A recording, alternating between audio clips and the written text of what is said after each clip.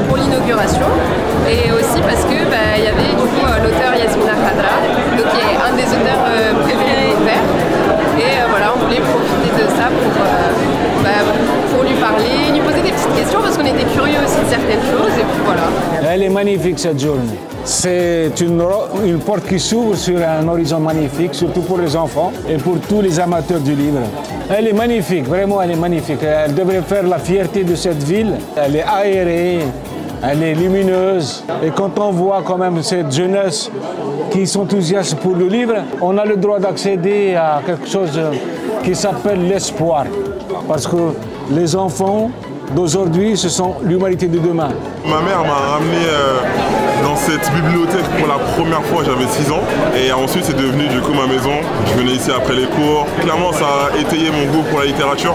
C'est pour ça que j'ai fait un bac littéraire. Et aujourd'hui, voilà, je suis content de dire qu'on a une médiathèque qui rayonne, qui est quand même le poumon du Val d'Argent-Nord. Et j'espère que du coup, que tout le monde pourra avoir accès à la culture. Et c'est une bonne chose pour les enfants, les adultes. Moi, personnellement, ça fait 50 ans que j'habite la ville d'Argenteuil. Et du coup, à l'époque, ça n'existait pas cet étage, on n'avait que le bas. Et on venait après l'école ou pendant les vacances. C'est une belle chose pour les habitants de notre ville. Aujourd'hui, c'est incroyable, elle est magnifique.